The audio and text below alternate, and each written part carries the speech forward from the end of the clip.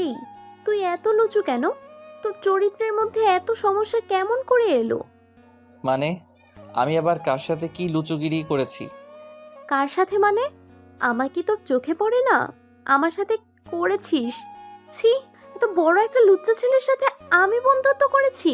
ভাবতেই গা গুলি উঠছে আমার। এই সব পাগলের মতো কি বলছিস তুই?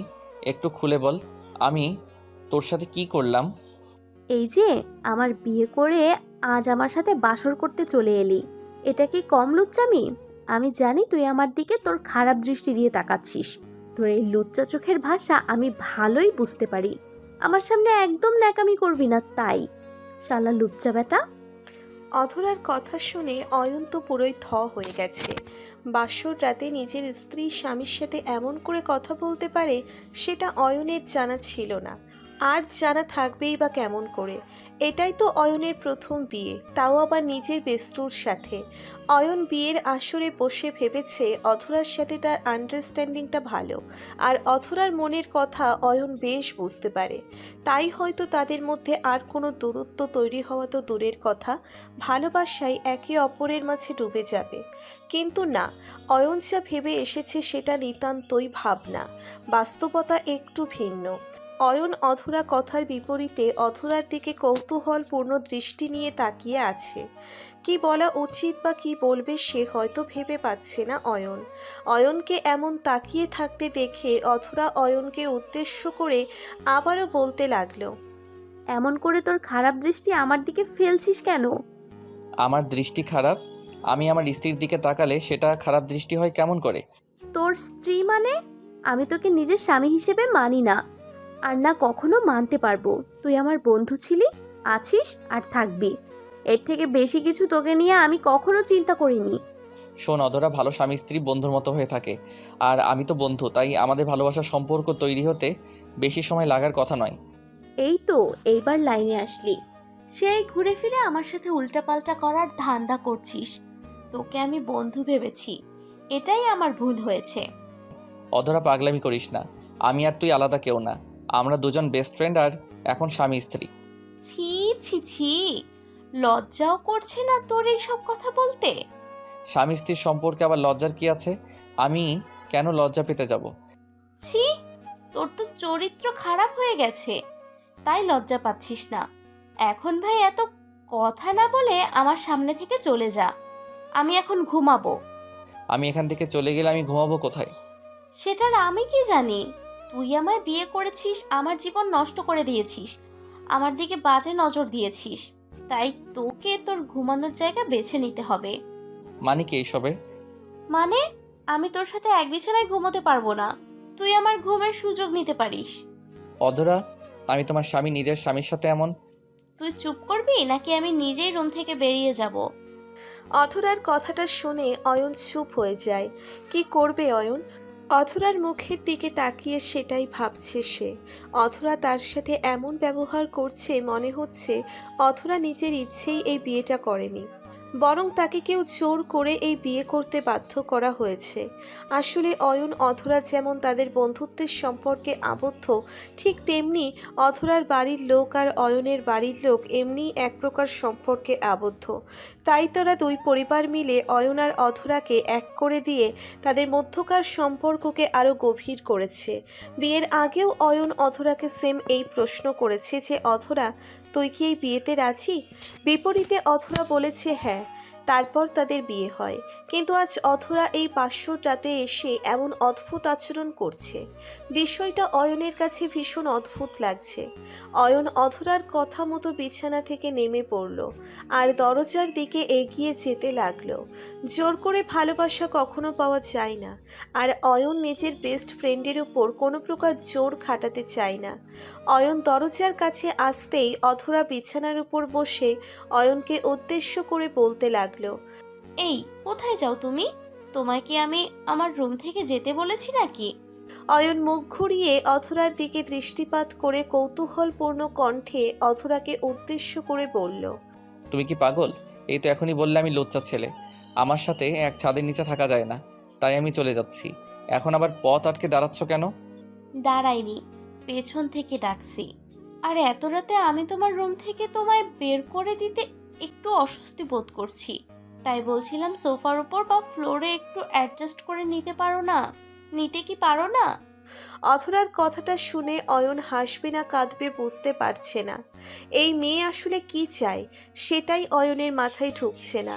অয়ন অথরার সাথে আর কোনো তর্ক না করে চুপ করে সোফার উপর শুয়ে পড়ল। অয়ন সোফার উপর শুয়ে অন্যদিক মুখ করে আছে।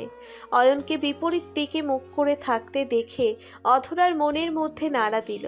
অয়নের জন্য অথরার মনে এই অদ্ভুত টানটার মানে অথরার কাছে অজানা। অনেকটা সময় বিছানায় এপাশ ওপাশ করার পর অথরা আর বিছানায় শুয়ে থাকতে পারল না। বিছানা থেকে উঠে অয়নের কাছে চলে এসে অথরা অয়নের বাহুর উপর নিচের হাত রাখতেই অয়ন অথরার দিকে ঘুরে তাকালো। অয়নের এমন হুট করে তাকানোতে অথরা একটু কেঁপে উঠল।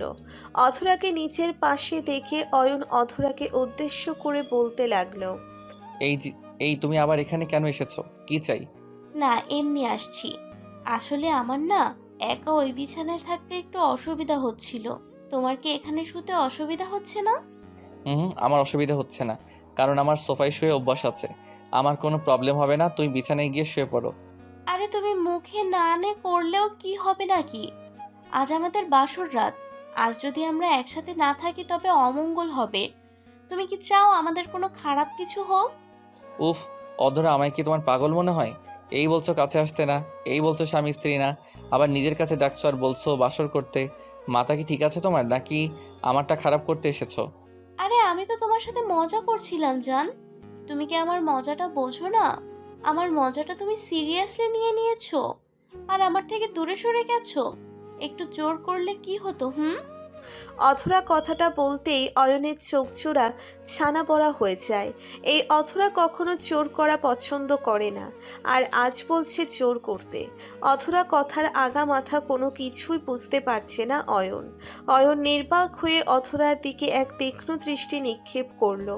অথরার চোখের দিকে অয়নের চোখ পড়তেই অয়ন থমকে যায়। অথরার চোখের মধ্যে কোনো এক অদ্ভুত নেশা দেখা যাচ্ছে। এই নেশাটা সাধারণ কোনো নেশা নয়। এই নেশাটা হলো পূর্ণতার নেশা। এই নেশা যেন কিছু একটা চাইছে। হ্যাঁ, প্রবলভাবে কিছু একটা চাইছে।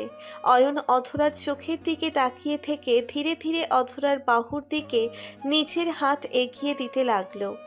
অধরা অয়নের হাত জোড়ার দিকে তাকিয়ে মুচকি হেসে নিজের চোখ জোড়া বন্ধ করে নিল। অয়ন অধরার বাহু জোড়া পরম আবেশে নিজের হাত দিয়ে ধরে অধরাকে উদ্দেশ্য করে বলতে লাগলো, অধরা, তোমার চোখ যা বলছে সেটা কি তোমার মনের কথা? তোমার কি মনে হয় আমার চোখ মিথ্যা বলছে? তোমার চোখ কখনো মিথ্যা বলতে পারে না। তবে কেন প্রশ্ন করছো? অধরার কথাটা শেষ হতেই অয়ন অধরাকে নিজের বাহুর মধ্যে টেনে নিল। নিজের বুকের সাথে অধরার মাথাটা আটকে নিল অয়ন। অয়ন অধরার মাথাটা নিজের বুকের সাথে লেপ্টে নিতেই অধরা পরম শান্তি পেল। প্রিয়জনের বুকে এতটা প্রশান্তি থাকতে পারে সেটা অধরার আগে জানা ছিল না, আর জানা থাকবেই বা কেমন করে। এমন ভালোবাসার পরশ তো এই প্রথমবারের মতো পেয়েছে সে।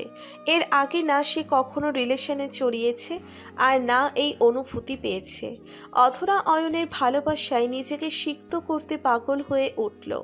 অয়ন অধরার মাথাটা নিচের বুকের উপর থেকে উঁচু করে অধরার ঠোঁটের দিকে দৃষ্টিপাত করল। এই ঠোঁটজোড়া একদম শুকিয়ে আছে।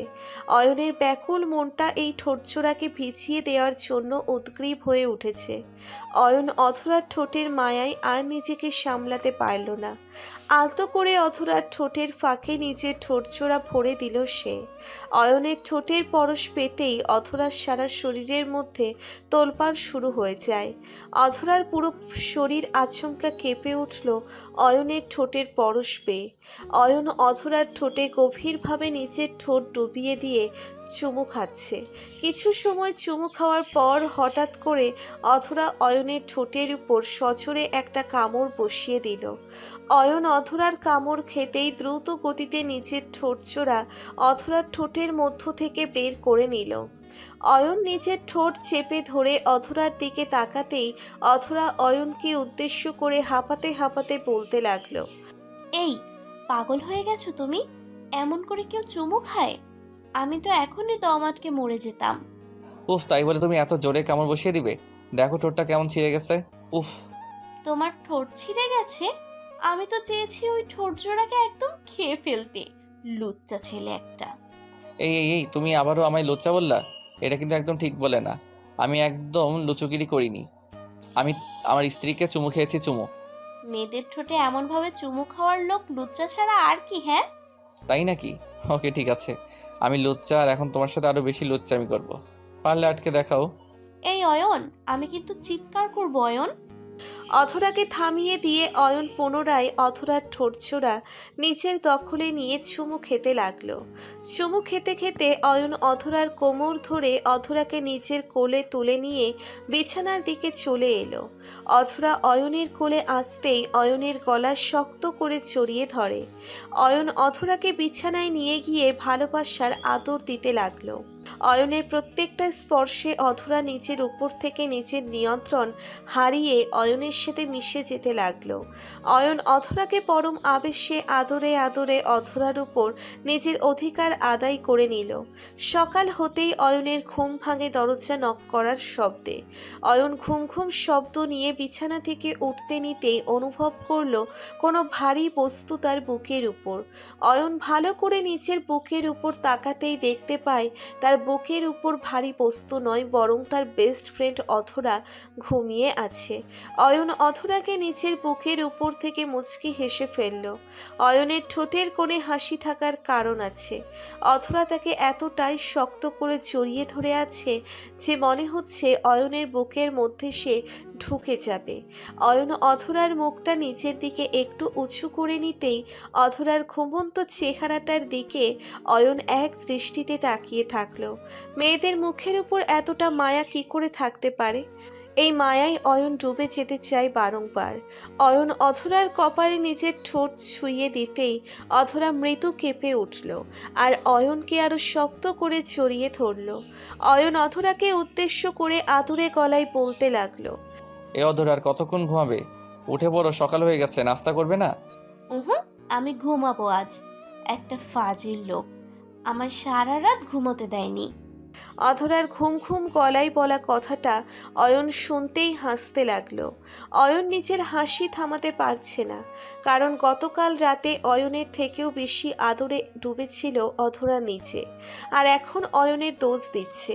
অয়ন টেবিলের উপর থেকে কিছু পরিমাণ পানি নিয়ে অধরার মুখের উপর আলতো করে ছিটিয়ে দিতেই অধরার ঘুম ভেঙে যায়।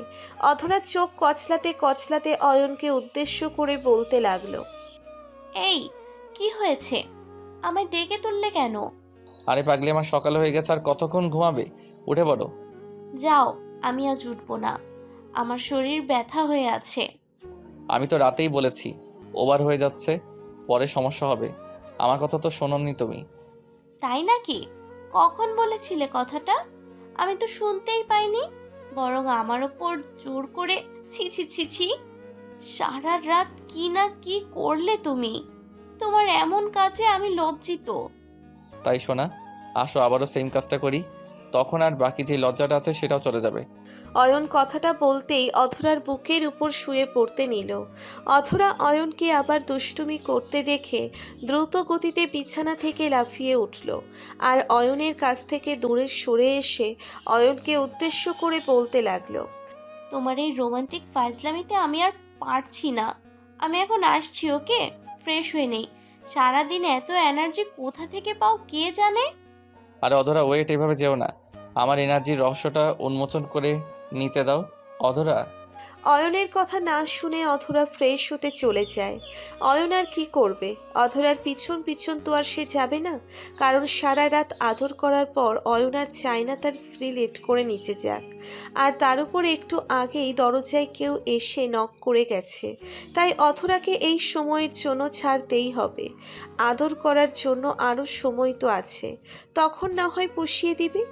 ভালোবাসা সত্যিই সুন্দর, আর সুন্দরতা প্রকাশ করার মাধ্যমগুলো আপনাদেরকে বলছি, বেস্টুকে বিয়ে করার পর দেখলেন তো বাসর কেমন হয়, তাই সাবধান।